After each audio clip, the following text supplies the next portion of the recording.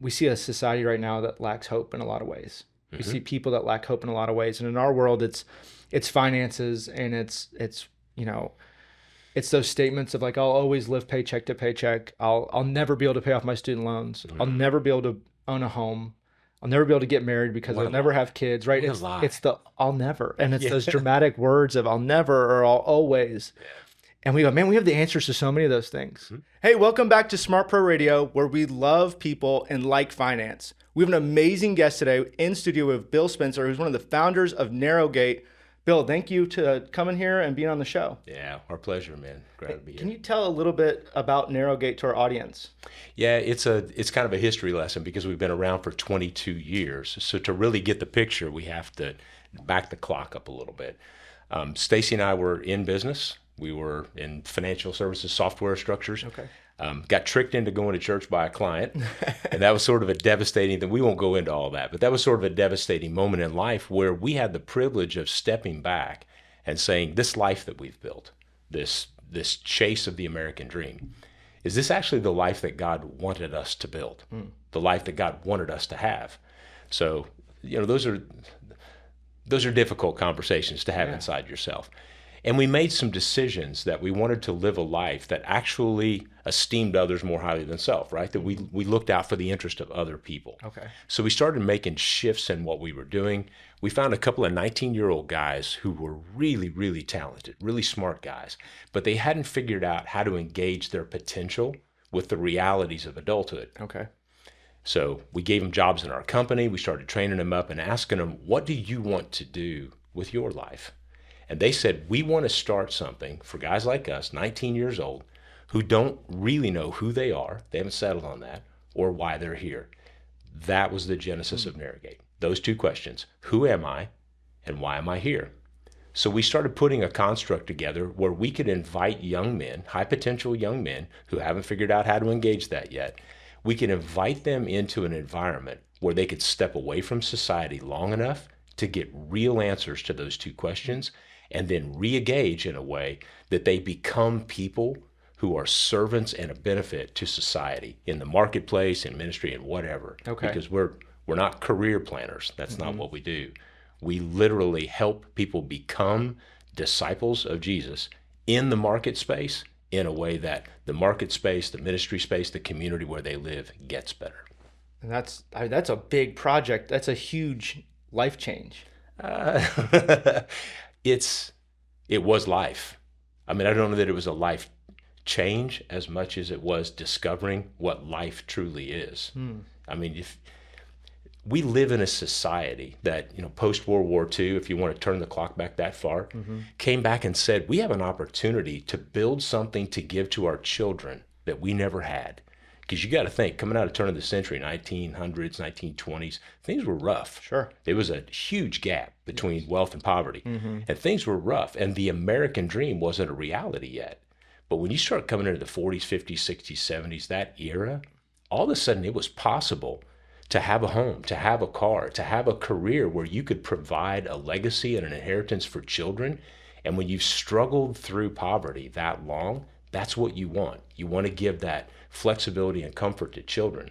The problem is if you follow that track too far, you actually steal something because you've taken that character development away and you've replaced it with comfort. Yeah. So now we find ourselves in a society where comfort is the expectation. Comfort is the goal. What we're trying to do is turn that clock backward and say, what if comfort isn't the goal? What if instead of comfort, character is the important missing issue? Okay. So we decided to create something where character could be formed, because character properly implemented into society will build the comfort that you're looking for. Wow. No, that's a very unique perspective on that, because I do feel like, with what we do, we're helping people with their finances. It generally is it's for comfort. It's so you don't worry, and all of those things have some purpose behind it for sure when it comes to money, but when it comes to your life, when it comes to what you're trying to do and achieve, or just the impact you're trying to make, generally comfort's not compatible with that, with impact. Yeah, but here's what I love about what you guys do. Money is actually the fruit of the minutes of your day, right? How you spend your life, how you exhaust the minutes that pass by. are represented in the income that you make, at least in some fashion. So what you guys do is teach that the disciplined stewardship of that representation of life is a metaphor for all of life, because there's a big difference between building wealth and getting rich. One, you build something through discipline. The other, you just get it. It's given, and that usually goes about as fast as it comes. That's right. Y'all take the time to say, if you'll live in discipline with character with regard to money, that will spill over into every aspect of life. So there's really not a grave difference between what y'all do and what we do. We just take a different tack. We come at it from different angles with the same end goal. It's about stewarding all of life, whether that be financial, whether that be talent, whether that be relationship, doesn't matter. It's about stewarding life in an adult fashion in a way that you not only benefit, but everyone around you benefits. So one of the things you said that really stood out, and I want to go back to, is you mentioned these young men said, "Hey, here's what we need," and you guys had a heart to fill that need. You say you pull them out of society, you give them a break to answer some big life questions, questions that a lot of people struggle with. How do you pull them out and give them that space to actually think about those things and be discipled in that way, when it seems like, man, just turning off your phone can be such a burden, much less getting away and being somewhere different? I mean, do you pull them and say, hey, you're going to actually move in place to where we're located, or is this done virtually? How does this happen? How can you do that? Yeah. So Stacy and I, like most people, we had a home, we had a business, we had transportation, we had income, we had some savings, we had some means, and what we figured out was, the things that we have to give all those back. The company we were growing, we were only growing it to sell it. Like most people. I mean, that's the goal, right? You grow a business and sell it, have a liquidity event, and walk away and enjoy, golf or fishing or whatever you do. So that was our goal. That's what we were doing. The house we lived in, we intended on selling that house and moving to a new location. You have a car, you sell it.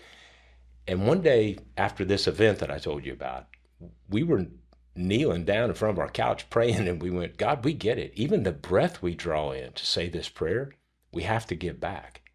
So since in the end, everything belongs to you, why don't you just do with what is yours whatever you want to do? Well, now all of a sudden, I've got a house with extra bedrooms. I've got some extra cash in my account. I've got a company where I can employ people. And we take this position to say, what we have is not just for our benefit. If we invest it in other people, the return on that long term, as their life grows exponentially, becomes better. So how do we pull them out of society? Well, we started there, but eventually we thought, if we can get a home, a place, a property, like we've got 122 acres south of Franklin, Tennessee now. If we can get a property where we can invite guys to lay down their phone, lay down their laptop, and tell them for 8 months, you have no expenses. You have no expectations. Everything's provided. Your meals are provided. Your housing's provided. Everything's here. Because there's a family, a huge family of support for Narrowgate that makes that possible financially. It's investing finance for the betterment of others. That's the true ROI in life. So our guys say, okay, for 8 months, I don't know who I am or where I'm going right now. I'm searching for something greater, and I'll invest this 8 months in the hope that at the end of that 8 months, I will have acquired something that I can't have any other way. So we remove the distractions. They come and live with us for 8 months. It's tuition free. They set down their phone, they set down their laptop, and we go all the way back to the beginning. Who are you really? Because the truth is, identity dictates behavior. Like, you woke up this morning and you didn't think you were your wife. You thought you were you. Because if you thought you were your wife, you would have dressed like your wife, driven your wife's car, followed your wife's calendar, eaten your wife's diet. Like, everything would change. But you dress like Rick. You talk like Rick. You do Rick's job. The question is, who told you? Who told you who you are? That's right. That's what we address. We go back to, is there a source for identity that can drive a behavior that produces a life that's beneficial? I want to go into those two questions that you mentioned in a moment, but I want to go back to something you said at the beginning. And I love people's stories. I love the idea of where people came from, and of people that create things that are new. And you said something interesting of like, we had this moment where we went, what are we doing this all for? And I feel like a lot of business owners, a lot of people that are entrepreneurs and creators, they have to have this thought at some point of, why am I doing this? And you guys made the bold step to together, say, why are we doing this? And is there something more? What could possibly push you to then pray that prayer and then actually do it, right? Because I feel like a lot of times people are like, what is it? And then they try to find it in something that, or they try to make it fit what they assume it should be, why they're doing something, and find purpose behind it. But what made you say, hey, I'm gonna turn this over and guide me to where we're supposed to go? Because I mean, that's a I don't know if the right word is to say a dangerous prayer, but it's one that's going to come with, it's definitely going to come with some implications, right? Dangerous is the right word, I promise. Yeah. That's the right word. But it's only dangerous from one perspective. You guys handle investment. It's what you do. The greatest investment ever made in the history of all histories, in the history of the universe, is really found in Philippians chapter 2 in the Bible. It says, talking of Jesus, it says, have in you this mind which also was in Christ, who being in very form God. So let's start with that, okay? This is God. This is the Word of God. This is the creator of absolutely everything. Mm-hmm. Made himself of no reputation. He gave up that position to become a man, a servant, and became obedient even to death. If we follow that pattern, he wasn't actually spending. He wasn't it wasn't a cost. It was an investment, because what he bought back in that decision was us, mm-hmm. the thing that he wanted at the end of the day. The question we have to ask is, do we want to get to the end of life and have chiseled into our tombstone our net worth? Or do we want to get to the end of life and have chiseled into our tombstone a statement about character? Yeah. Because true character is always found in selflessness. If you finish that passage out, it says, esteem others more highly than yourself. Let everyone look out not only for his own interest, but also for the interest of others. And here's the thing. Look out not only for your own interest. If you give away everything you have, absolutely everything you have, you become a ward of society. Somebody's got to take care of you now. But if you'll keep enough back, and that contentment, that's a big deal. Yeah. If you keep enough back to live simply, to live contently, then you can take all the rest. Once you've asked and answered that question, what is enough? That's right. You can use the rest to benefit the people around you, and what will build in that process, that's true character. That's true investment. So people say, oh my gosh, what a sacrifice, or what a cost that you and Stacy made. No, we didn't. We made a calculated investment. We looked to the future and said, what do we want our return on investment to be? And it wasn't money. Yeah. It was character. It was people. It was society. It was everything that we're supposed to love, because loving relationship is the greatest gift we'll ever have. Yeah. Man, do you ever think about what life would have been if you didn't do that? Yes. Like if you stayed on that track? Yes. I mean, because it's got to just be something that, I mean, just illuminates you in such a way of going, oh my goodness, the life change that we've seen over these years, and how it could have looked different, and the impact. It really kind of can change your whole motivation for anything. If you're listening to this right now and going, oh my goodness, what can I do differently? You and I talked about it, right? How many people build a company because we've been told that's what we do. That's right. We're capitalists, right? Mm-hmm. We live in a Western capitalistic society. So we have the freedom to build something that has value, mm-hmm. that benefits people along the way, benefits society. Like, we can do all of that. But then we get to this moment, this liquidity event out here. Yeah. And you and I have both known a lot of people that crossed the arc of that liquidity event. Sure. And then said, now what? Yes. I just grabbed the brass ring. Yes. Well, guess what? It's not hanging there anymore. And a lot of times for driven people in society, and we work with young men, so I'll just phrase it that way. Yeah. For young men trying to have a life of purpose and meaning, they want to do something that conquers, accomplishes. They want to be on a quest of some sort. Yes. Well, business is a pretty good quest. It's a pretty brutal environment. And if you can survive in the business world, not just survive, but thrive and get all the way to a liquidity event, you've sort of risen to the top of the heap. Yeah. Our society tells us that means something. Yeah. I'm not sure they're telling the truth. Getting to the top of the heap doesn't necessarily mean something. It's what you do with getting to the top of the heap, what you do with it, that's what means something. Yeah. So now we're back to the contentment thing. Mm-hmm. There is nothing wrong with building a thriving, wealthy business. There is something desperately wrong with thinking you did it for yourself and yourself only, because you're going to wind up alone. That's right. Rich, alone. Mm-hmm. Accomplished, but now purposelessness. Yeah. It just sets in. It's like a void in your life. That's right. And you stand there and say, I did it. Now what? Yeah. You know, it's funny. We talked about this too. A lot of people, maybe they're going, well, I'm not a business owner, or maybe I've worked at a company for a long period of time. I got a 401k, but I'm thinking about retirement. I'm thinking about, hey, I'm ready to be done.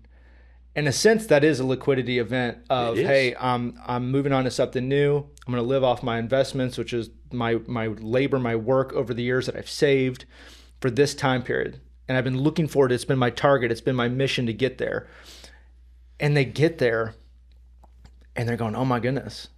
I look back and go, 30, 40 years of work was for this. And I don't even know what this is.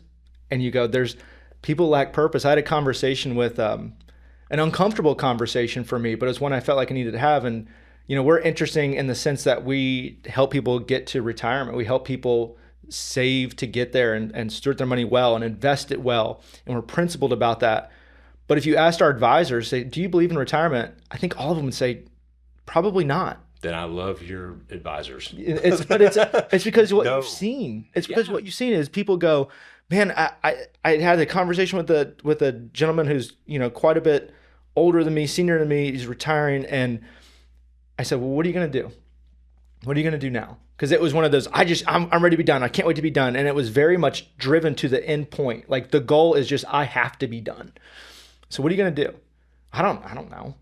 There's no thought into what am I going to do next. I don't know. What do I care? What am I going to do? I'm going to do whatever I want, right? And I've never thought about what I'm going to do. I said, well, what are you going to do that's got purpose behind it? Like what's going to excite you? I don't know. I've never thought about that. I told him, I said, until you think about that, until you come to that conclusion, you can't retire. He's like, well, I can retire. Look at I have saved it. I was like, you can't retire. He goes, why not? And this was the uncomfortable part. I said, because a man without purpose is a dangerous man and we don't need more of them. And he was like, oh, okay, let me think. Because I've seen the pattern. The first year, maybe like, this is interesting. 2 or 3 years down the road, all of a sudden it's not. And you go, man, everyone else is living their life and I'm just waiting for someone to call me. I'm waiting for something. I don't know what I'm doing. I don't know my impact. And people just wither away. Mm-hmm. And it's a thing that we've seen consistently. And that's why we say our advisors really don't believe in retirement in the sense that people just are done. And now you just go play golf every day or go fish every day. Those things are fun to do. But how are you going to impact the people around you? Like, how are you going to share your wisdom with people? How are you going to mentor people? How is that going to look? And most people never think of that because that's not the goal.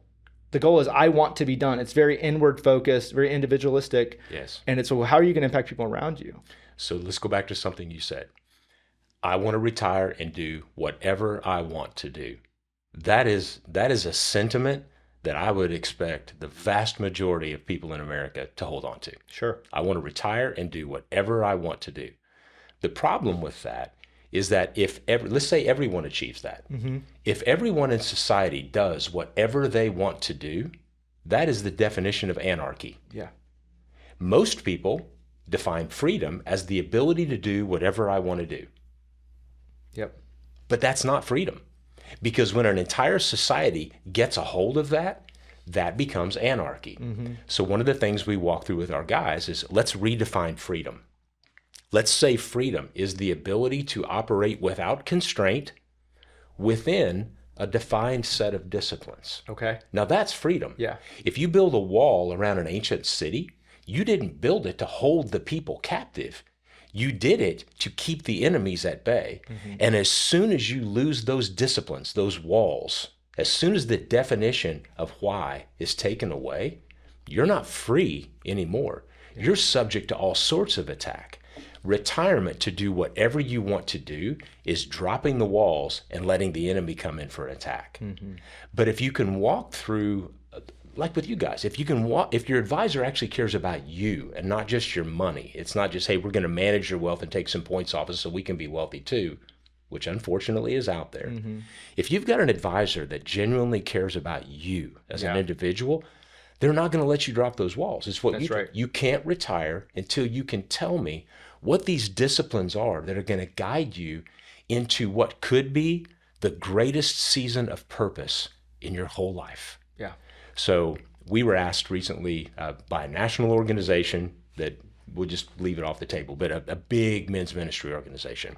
They said, will you come and speak at our national event? Sure. They said, what we want to know is, how do we get young men, the guys we deal with, to join our men's ministry, to join us in what we're doing? So we put together a construct and we told them. They didn't like what we told them, but we told them nationally. We said, if you'll follow this pattern, number one, identify the right candidate that you want to invest in. And there's ways we can do that we could discuss, or people can just contact us directly and we'll give you the formula for that, because we've had really smart people help us figure that out. Identify the right candidate and then adopt the right posture. We're back to what we just said. Esteem others more highly. I'm going to take what's been entrusted to me and invest it in someone else. Okay. And then employ an effective method to lift them up. Your life will become richer in that moment than anything else. That's not retirement. You may stop doing what you've always done as a profession, as a vocation, which are really cool words. Vocation, vocado, voice, right? What's your voice to society? All you do is switch voice. Okay. What if your vocation now becomes the betterment of other people? Yes. Well, let's go back 22 years. What did Stacy and I want to accomplish? What if our vocation, instead of writing financial services software that made wealthy people more wealthy, what if our vocation became taking people with high potential and building them into the capacity that God had put inside of them? Yes. All we did was switch voice. Yeah. We're still working hard. We still have purpose. Our purpose just changed. Oh, that's so good. Yeah, that's really interesting. I love when you break down words like that of what they mean, and it changes. Words drive me nuts, man. I can't just use words. I'm obsessed to think about, what does that word really mean? Yeah. What am I professing to the society? What am my vocado, my voice, my vocation? What is my voice and my role in this world? Yes. Because if you ask those questions honestly, it rarely comes down to, I want to get everything I want so I can do whatever I want. Fantastic. Then you'll die purposeless and alone. Yeah. Hey, if you've been listening for a while, you know that we care about doing things the right way and helping people make choices that truly matter. But here's the thing, you don't have to do it alone. At SmartPro Financial, we build a custom step-by-step plan that has the potential to help you today, but also guides you into the future you're hoping for. We use Ramsey-inspired investment models, so your money's invested the same way the Ramsey team talks about. And get this, there's no account minimums, because we believe that everyone deserves trustworthy financial advice no matter where they're starting. If you're ready to get started, then click the link below to meet with a SmartPro financial professional today. Man, so we've tackled some big things, freedom being a big one, 2 more that you've talked about. But I think there's some people right now that struggle with these 2 questions. And the questions that you guys help young men answer is, who am I and why am I here? And those are life questions that everyone has to struggle with at some point. Yeah. Who am I? Why am I here? How do you help men find that? Well, like most things, you have to have a source, right? So if we're going to say, who am I? You have to say, who am I according to? Right? Now in America, hey, I'm Bill, what's your name? Da, da, da, da. And the first question we ask is, okay, so what do you do? That's right. Right? Yeah. Who are you? Tell me who you are. And the first thing we say is our profession, our vocation, what do we do in society? What's our voice? What's our role? If you define yourself that way by what you do, then you have immediately discluded a ton of character statements, a ton of identity statements. That's right. We choose not to do that. We choose to take young men and say, The Bible is going to be our resource. Scripture is going to be our resource. So there are 17 verses in the New Testament about Christ in me, and they're fantastic, man. They're amazing. There are 10 times as many, 170 passages about me in Christ, and every one of them is a defining verse. Okay. So anyone who's in Christ is a new creation. Old things have passed away. Behold, everything's new. Well, if I wake up, we're back to our analogy earlier with you and your wife. If I wake up and I think I'm actually the redeemed, forgiven, servant, saint, sanctified son of God, like if I think that I'm the child of God, I'll act in accordance with that. So we take biblical character, and we say, you are, if we're going to have existential statements, you are a disciple of Jesus. You are a child of God. That's who you are. Now, what you do in society, I don't know. Let's figure out how you're wired. That's why you're here. Okay. Let's figure out what really makes you come alive. And let's take who you are from a character perspective and plug you into that capacity that God's given you and watch your life explode. And it works every single time. Wow. That's what we try to get people, even in adulthood. Yeah. The problem with trying to get somebody in adulthood to do it is that the perceived cost, what I'm going to sacrifice, what I'm going to give up, is seen as sacrifice or giving up or cost instead of what am I going to invest to get back what I cannot have otherwise. Mm-hmm. So my question to that is if somebody says, this is who you are, and the baseline is Christ, right? When people come in there, or people you've interacted with, what's their baseline? Is who I am a bad student? Is who I am somebody that just keeps screwing up? Is who I am someone from a broken home and it's always going to be in disarray? Like where do people, I know it's probably different, but what do you see when it comes to that? No, it is different. You're right. Every single student that we deal with shows up from a different background. Everything from, there was a guy in this area in Tampa, St. Pete, no family, no background, was living in the back seat of a car that didn't run. Wow. But some people knew about him, recommended him. He's actually a good guy. So we put him through our screening methodology and he scored and he came to Narragansett Lodge as a student. We spent 8 months with this guy establishing identity and character. Then we spent another 6 months putting him through an internship program. This guy wanted to be a long haul driver. Okay. That's what he wanted to do. He had no way to get there, nobody to support him. So we spent that time developing character in him because I don't care about him being a long haul driver. I care about him being a disciple, somebody who cares about people. And then we got through all of his legal stuff. His driving record got cleaned up. We showed him how to save money in a paid internship that we did. We put a repository together. We got all of his academics in place and he passed the written exam. And literally last Saturday, a week ago, we kissed this guy on the cheek and gathered around and prayed for him and put him in a car that he had acquired, with a savings account that he had acquired, with a vision and a purpose that he had acquired, and we sent him off to truck driving school. Wow. Success. Yeah. The thing that every one of our guys shares in common, whether they come from an incredibly successful and intact family or no family whatsoever in their disheveled history, they're all searching. Yeah. That's the person I want, the person who's asking the honest questions. What's this really all about? You give me that person and we face them in the right direction. We sacrifice what we have for the good of them. That combined effort will produce a true character-ridden adult who benefits society in every way. So going into purpose, I think a lot of people struggle with purpose because they think,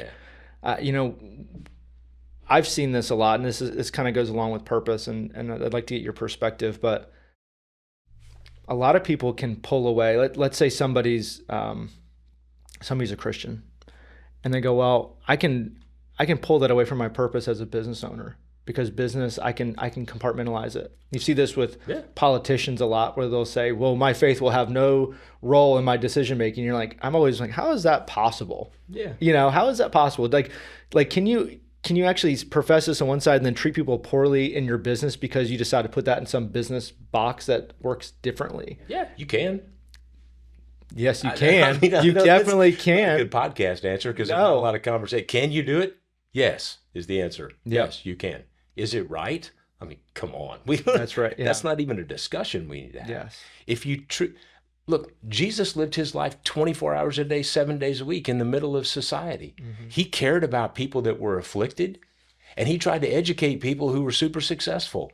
There is never a time he was invited to a meal that he didn't show up. Mm-hmm. Go find it in scripture. Every time he's invited, he showed up. He went to weddings. He showed up in the marketplace where they were buying and selling it. He was everywhere. He was impregnated into society. He was interleaved in everything, and he cared about everybody. If we can learn from that model, then we don't say, I have my marriage life, I have my business life, I have my faith life.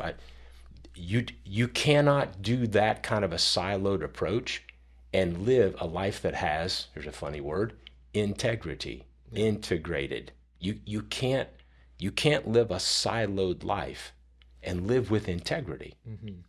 Yeah. I want to be a man of integrity. That's right. I don't want a net worth on a tombstone. I want a character statement. Yeah. I think when I go, one of the things that stood out to me is when I go to your website and I go search Narrowgate, I look at it. One of the things that you're going to see immediately is that you not only are making disciples, but you've integrated work into that experience. Mm-hmm. And I think a lot of people might go, oh, someone's going to go for 8 months, 6 months, whatever the timeline is. That's not going to be part of it. And you're saying, no, it's a huge part of what we do. What made you guys decide that we want to make work part of this? I don't think it was ever even a question in our mind whether it was going to be a part of it. I grew up a Midwest kid, a really scrappy blue-collar family. When I was a little kid, my dad died when I was really young. So when I say my dad, I'm talking about my stepdad. Okay. There's something noble about a man who will marry a woman who has kids. He doesn't have to raise them. And my dad found us in bad shape. We didn't have food. Like wow. we were poor, bad. Yeah. And my dad wasn't much better off. But he married my mom, and he raised us with a work ethic. That work ethic builds character. It's the capacity, the adult capacity, to do what you don't want to do because it's just what's best. Mm-hmm. So there are 3 components to what we do at Narrowgate Lodge. We have classroom, that's the information. We have creative, because a lot of our guys, they don't learn best in an academic setting. Okay. We need to give them the information, but then we need to do something kinesthetically, creatively. Mm-hmm. So we have a wood shop, we have a leather shop where we can take raw goods and transform them into something useful and beautiful. That's a metaphor for what's happening inside of them. So they can learn about their own transformation, the lessons we're teaching in the classroom, by creating something useful and beautiful. And some of these guys are amazing. They're incredibly gifted. And the light bulb goes off when that happens. And then the third component of what we do is character. So classroom, creative, and character. Because if what we learn and what we do isn't structured in a way that's selfless and decidedly adult, mm-hmm. we're not really making men of God. Yeah. So work has to be a component, because these guys don't want to go out and dig a ditch or split firewood or take care. They don't want to do that. That's not, man, I hope today we get to, that's not how they wake up. But what they learn is when we care for the things that have been entrusted to us, that's those walls of discipline we're talking about. We can live in this incredible 122-acre environment that's absolutely beautiful. Yeah. Because we do the discipline of caring for it, we're allowed to operate without constraint within it. Mm-hmm. And that's a metaphor for what's going to be the rest of their life. I don't see a way to develop character without work. Yeah. I don't think it's possible. Yeah, no, that's as you see so many people run away from that, run away from work, doing hard things, creating something new, something out of nothing, right? Raw material and making it something beautiful. Like most people are running away from that. And we see that and with men especially, one of the big things that came out of the last few years was the amount of men that are able-bodied that just decided, I'm not going to work. I'm going to do anything. Okay, so let's do this clock roll back thing again. If the goal in the 50s was to build a level of wealth that allowed a level of comfort for my children that I never got to experience, mm-hmm. that's noble. Yeah. You're trying to do something for someone else that you think benefits them. Mm-hmm. And that's the society that we had. The problem is if you do that generation after generation after generation after generation, and you transfer the comfort without the character, you wind up where we are today, where the goal of life is not to build something for someone else in character. The goal of life is to have the comfort that you see everybody else having. Yeah. So you run away from work because you think life is about you, but it's just not. Life is about us. Yeah. It's not self-neglect. It's just including the well-being of other people in the scope of everything that you do. So work has to be a part of it, which is why we actually started our 3 businesses using our graduates. Yeah. We took a tiny amount of money and we said, we're going to capitalize this business and we've got some rules. We're not going to leverage. We're not going in debt. We're not going to do it. We're going to take this amount of money, capitalize it, and we're going to go to work. Man, yeah. I thank God for my stepdad regularly, because he used to tell us, if you can make it work on paper, you can make it work. Just never forget, it's going to be work. Yeah. So we went to work and we built a wood products division and a leather products division. And then we inherited and grew a coffee roasting division. And our graduates work in those constructs. And the profit of those businesses folds back into the foundation to keep Narrowgate Lodge tuition free. 22 years, we've never charged students to come. That's amazing. So it's becoming internally sustainable as we grow into maturity. Yeah. What do you see? I mean, obviously a big part of this is these men are coming to live on this property, but it's the community that is happening, right? Yeah. If they're around each other. That's obviously a huge part of it, but what have you seen from that? What have you seen from the importance of community as so many people withdraw, or some people, especially I think of older men, maybe they're not 19, 20, 21, but you have guys that are going, okay, I'm established and I'm married. I do what I have to do, right? I come home, I go to work, I do what's expected of me. But loneliness is a huge problem. Mm-hmm. And you guys are solving for that with how you've developed Narrowgate. But why is that so important to be around other, specifically, I think I'm going to say this from my perspective as a man, to be around other men? Yeah. Okay. So it's really not that complicated. There's a Imago Dei, image of God. If we are built in the image of God, then the core of who we are, and this is weird when you're talking with guys, but you just got to get past all that. So you have to do it around a campfire. That makes it not weird. Dude, we do it around a campfire. Yes, that's the guys live outside for 5 weeks when they first show up. Yeah. Like, we're going to ask the question, what do you need? Because what you need is not comfort. It's like, what do you really need? Mm-hmm. Well, I got a sleeping bag and a thermarest and a campfire, and I got food and shelter-ish. Yeah. So we break it down that far. And around a campfire, you can have discussions about, what are you really here for? Mm-hmm. And this is what it comes down to. When we take 5, 6, 7 guys and put them in a cohort, in a class, mm-hmm. they are one of 4 classes migrating through this 8-month period. Every 60 days, we start a new class. That means they're 3 classes ahead. And the bonding they've done around that campfire, realizing, if I only look out for me, we're not going to make it. Mm-hmm. We look out for each other. That selfless position is love. That is the hallmark definition of God. Anyone who doesn't love doesn't know God, because God is love. Love is not an emotion. Emotions are attached to it. Love is a choice. It's decided selflessness. At its core, that's what it is. Mm. As men, we can decide, I'm going to do what's best for us instead of what's best for me.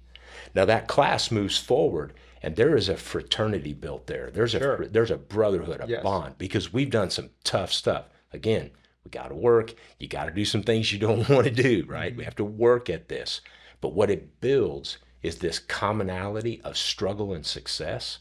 That class rises above, and another one comes in behind them. Well, this class is looking at that one, which is looking at that one, mm-hmm. which is looking at that one. And that peer association of continual improvement is what grows the character and sets the standard. If you brought a new advisor into SmartPro and you had no advisors that were succeeding in actual money management, your new advisor wouldn't succeed. That's right. Because the standard is, well, we fail around here. Yeah. No, absolutely not. You've got advisors who are constantly trying to do what's best for their client. What's best? That means they're going to produce fruit, success. Right. And your new advisors are going to come in and learn from the seasoned guys. That builds a community of success instead of an individual who is successful. Yeah. And that's the turning point. So I'll see how to ask this question in a way that is correct or makes the most sense. But I think a lot of people now, young or old, I don't know if it matters. I think there's been such a lack of development around what being a man means. Is it necessary anymore? Right? It's one that people. Yeah. I think it's like as you look around and society has gotten to a point where masculinity or just what that looks like has changed so much, or at least what's being said about it has changed. I think it's got to become a struggle with people going, what am I? What's my purpose? Yeah. And if you look going back historically of what men did, like protect, right? Like those things, you go, okay, is that needed as much anymore in a safer society, in a place where it's all about comfort? It's not about, what am I going to go create and accomplish? Like those things are pushed back, saying that's not important. It's about individual and comfort and making sure that you don't have to go without.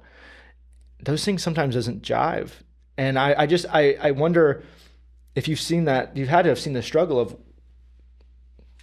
what does a good man look like? Every day. It's not a complicated answer. We already have the elements of the answer on the table from this discussion. So if we've created a society that seeks comfort, and if we've said the goal is comfort, and we know that everybody is seeking what I individually want, then I get to determine who I am based on how I feel and what I want. That is the disintegration of manhood. We choose not to do that. We choose to say there has to be something that's going to inform how I make a decision about who I'm supposed to be. Yeah. We have to have a base set of information and discipline. It's not everybody gets to do what they want. That's the disintegration of manhood, because now I get to define what a man is according to what I want in my society, in my circle. That's not helpful. That is the beginning of anarchy, when everybody does what everybody wants to do. So what we look at is roles in society. When a child is born, everything is about providing for that child what that child needs. That's adulthood. Yeah. Adults provide for children. There's nobody that would disagree with that. Yeah. But that's a discipline. Adults provide for children. That means we have to give something up. Well, if you follow that track forward, you get to say, what does that child need? That child needs a nurturer. They do. Yeah. Guess what? Welcome in mom. Yeah. Welcome in some attached, caring, nurturing, child rearing person. Yeah. There's a role that needs to be played. I'm not dictating who that role is. I'm just saying that role needs to be played. There's also a role of go out, work, acquire, and bring back into this family unit something that cares for that child. This isn't about the role of the individual. It's about how that role benefits somebody else. And when you change that perspective, you change everything. Does society need biblical manhood today? My answer is yes, absolutely.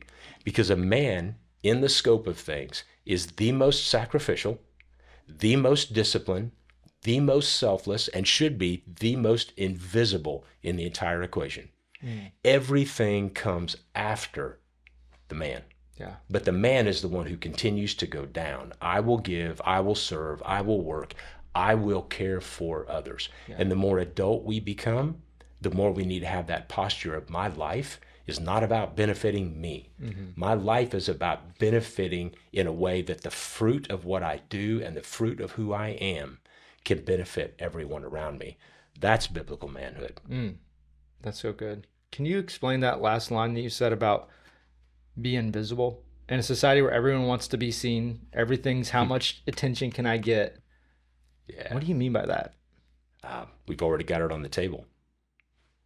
God chose to become the most humiliated human on earth. Yeah. He died the death of a criminal that he didn't deserve. Follow that pattern. Mm-hmm. Choose to take a lesser position that will garner more that you could give. If you will invest what you have in a way, if you'll exhaust what you have in a way that other people benefit, you'll be on the right track. Yeah. And I get the idea that the esteem of society feels good, but we're back to where we started. If that's really the goal, is esteem, the people that we esteem most are the people who are most noble in society. Yeah. The people who give a nobleman in a feudalistic society was the Lord that everybody looked up to, who literally exhausted his goods for the good of the entire village. Mm-hmm. Right? Yeah. So be noble. Matter of fact, when our guys graduate, we have 3 words on the sword that they're given at graduation when they're presented into adulthood. It says courage, honor, and nobility. Because courage is not the absence of fear. Courage is the willingness to step into whatever the calling is, despite the fear. Yeah. Honor, we give honor to the people who give most. That's who we honor most. And nobility is the position of caring more about the society with the goods entrusted to you than what you have. Mm-hmm. The nobleman cared for the society. Yeah. That's who we're creating. Noblemen. Yeah. Filled with courage that society will honor. That's their calling. Wow. So something you just said, I didn't think we'd go here, but you mentioned when they graduate into adulthood. Yeah. And we talk about, you've given us a lot of history and going back, and a lot of times in society, there is this moment, right, that you're into adulthood. You think about that and American culture. I don't know what that is for someone to say, is it 16 when you get a driver's license? Is it 18 because you can, join the military? Is it 21?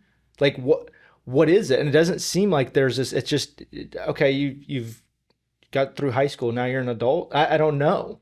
And there's not this defining moment. It sounds like one of the things that you guys do after you go through this process, you create this defining moment. Mm-hmm. How important, that's got to be a huge importance of what you do. It's more than important. It's seminal. It's pivotal. When our guys spend 8 months, and it's a difficult 8 months, you need to know But it may be tuition free. It isn't cost free. Okay, yeah. There's a lot of cost on the individual. It is hard to be accepted in Irrigate and go through Irrigate. It's difficult to graduate. But when you get to the end of it, we have a father, if you have a father or a father figure, come to your graduation, and they will pronounce a blessing on you. It's the moment where a man in society looks at you and says, today you are a man. In Jewish society, at bar mitzvah, the last thing that would happen is a father would lift his son into the air on the women's side of the synagogue and carry him from the women's side to the men's side, declaring, my son is a man, my son is a man, my son is a man. And when they put that kid on the floor, when his feet hit the ground, he was responsible for his own decisions. No longer was he covered by the family. He became a man. He had all the expectations of a man. He fit into the role of it, but he was so junior in the society of men that he began to learn, just like we talked about. You come in and you learn from those who are more senior how to play that role in society. Yeah. We do that intentionally with our guys. Yeah. They receive a blessing and the declaration is made. The last 8 months have proven you're willing to do the thing that we declare makes a man. Be the selfless, I'll go first, I'll give the most, I'll work the hardest, provider, protector, and caretaker of the society around us. Wow. No, that's awesome. I think of how many men listening right now goes, I wish I had that experience in my life. Yeah. And they might be 40, 50 going, I wish somebody had done that with me. Cool thing is, everybody can have it. Yeah. Everybody can have it. There is nobody that can't have it. You don't need a physical father to make that pronouncement and blessing. That blessing already exists in Scripture from our Father who art in heaven. It's already there. If you adopt identity in Christ, that blessing is actually pronounced on you by God. Wow. The question is, will you step into it? Yeah. No, I've never thought of it like that. Yeah. That's awesome. We've had a lot of years to think about a lot of things sounds most like people it. don't think about. Sounds like it. Yeah. Wow, that's amazing. So, I think as we kind of come to conclusion of this conversation, there's been so much here. There's been so much to think about. This is one of the ones I definitely will listen to multiple times, because the amount of wisdom that you've brought to the conversation and what you've shared, I think they're deep questions. They're big questions that a lot of people, between their hectic life or the distractions or the retreat to comfort, don't think about. They don't stop and pause and think about some of these things. Maybe subconsciously they come up of like, why am I doing this? But they don't think about these big questions. And to have that moment to do that, man, I think that's so important for people to do. Most people don't think about them because they think, what will it cost me if I take time to do it? Oh, yeah. So let me ask a question. What will it cost you if you don't? That's right. Yeah. This is get rich or build wealth, right? In the long haul, what will it cost me? We have employees that sometimes join Narrowgate Artisans. And for whatever reason, when they join, they don't sign up for their IRA. Yeah. So we have a quarterly all staff. I will stand on stage at our quarterly all staff and tell you, if you haven't signed up for your IRA, I will give you $500 to put in your IRA right now if you pledge to stay disciplined to it. Because I know that if they'll take what it's going to cost them, that little deduction from their paycheck, right? Yeah. Over time, I know what it'll cost them if they don't. Yeah. And I would rather see that person benefit long term. So you can't ask, what's it going to cost me to do it? Well, I'm going to give up, $100 or $150 or whatever.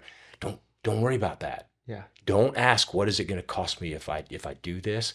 Ask me, what is it going to cost me if I don't? Yeah. Because the end of life, to wind up there, hollow with questions, asking what could have been. Oh, yeah. That's devastating. Devastating. I want to end with this final question. I think I'm going to know, and you've probably answered this already. I think I'm going to know your answer, but one of the things that we see so much, and one of the things that drives us at SmartPro, is we see a society right now that lacks hope in a lot of ways. Mm-hmm. We see people that lack hope in a lot of ways. And in our world, it's finances, and it's those statements of like, I'll always live paycheck to paycheck. I'll never be able to pay off my student loans. Mm-hmm. I'll never be able to own a home. I'll never be able to get married because I'll never have kids, right? It's the I'll never. And it's those dramatic words of I'll never or I'll always. Yeah. And we go, man, we have the answers to so many of those things. Mm-hmm. And, but ours are these tactical things that you can do, right? When it comes to your finances. But what's the hope that people can have broad? Like what gives you hope? What do you instill in your students, the people that are around you? Like, what's the hope that people can take? Because I see it as an epidemic right now of people, and we're talking about finance, but just in general. Yeah, hopelessness. Yes. Okay, so back to words, right? Because words they kill me. Yeah, I want to know all the other words you know about that we haven't gotten to, because this is no, that's not a podcast. That's a lifetime. Okay, that's like 60 podcasts. Oh man. But let's just take the word hope. Okay. Hope for us in society right now, oh man, I hope my team wins. It's wishful desires. Okay. It's something we have no control over. And because we have no control over it, when it dissipates and the outcome isn't what we anticipated, then we become hopeless. Yeah. Right? We don't even wish for it anymore because we're convinced it's never going to happen. That is not the biblical definition of elpis, this word hope that's in the Bible. Hope means confident assurance. If we hope for a thing, we are confidently sure it's going to happen. So let's just take finance for a second. Mm-hmm. Can you sit down with somebody and say, if you'll just start with $20 a paycheck, just something simple, mm-hmm. and over time we build, it's Ramsey baby steps kind of stuff, right? If we just start here and build, I can confidently assure you that this will be the long-term out. I can also confidently assure you that it's going to take character to get there. That's right. You're going to have to stick to some disciplines. Yes. But I can also confidently assure you that when you live a life within disciplines, you'll be able to move without constraint inside of those disciplines. And as those disciplines produce fruit, we can move those walls into a bigger and bigger and bigger environment. That's building wealth. But I can tell you the same is true with building character, building relationship, building outcome, building influence, building every aspect of life. That's why I wish everybody would come and talk with financial advisors, because the principles for financial management are the principles for building life, because finance is just a representation of the minutes of your day. They go hand in glove. Yeah. So hope is confident assurance. Yeah. And I can tell you that when you're grounded on what's taught in Scripture, identity in Christ, purpose in the body of Christ, fulfilling a role, and you live in those selfless disciplines of love, hope is a guaranteed outcome. That's awesome. Yeah. I love that. As I think some people think about the first way you talked about, what hope of just wishful thinking. And that's why it never seems like something that can be accomplished or is too far off, or that's why those dramatic I'll never or I'll always statements are accompanied with some sort of outcome that's almost predetermined, that you'll never be successful, you'll never be able to retire, you'll never be able to, and we reject that. And I love what you just said. I think it goes right along with that. I'll never be, superlatives are just the worst. I'll never have $1 million. You just don't have a plan for it. Yeah. Because the way you get $1 million is put $20 in the bank. That's right. Let's take a step. And over time, I can show you with confidence how we can get there. Yeah. Well, same thing's true. I'll never have truly admirable character in life. No. Yeah. You've got this far off utopian horizon-based thing. Let's just take a step. Yeah. Give me your phone. Yeah. That's right. Just, oh my gosh, how would I live? Trust me, you will. And it'll be better. Let's just that's a step. Yeah. That's you taking a step toward a better outcome in life. And if you take that step, you can take another and another and another. Yeah. And the beauty of it is you don't have to do it alone. You can't do it alone. Yeah. And because you can't do it alone, you won't wind up alone. That's right. Yeah. So I know a lot of people are listening. They're going, okay, how do I interact? Whether that's Narrowgate artisans, whether that's helping continue to keep Narrowgate tuition free, whether that's just how do I apply this? I have somebody I know that they would benefit from going and being a student here. How does somebody interact with you guys? Just go to narrowgate.org. And then the link to everything is from there. You can go to Narrowgate Lodge, Narrowgate Artisans. You can get there, but just go to narrowgate.org, and the rest will take care of itself. I think you probably put a link in the show notes or something. Yep, absolutely. Yeah. Well, Bill, thank you so much for your time, being here, and sharing your wisdom and experience with us. My privilege. All right. My privilege. Thank you. Yep. All right. Hey, thank you all so much for tuning in to today's episode of SmartPro Radio.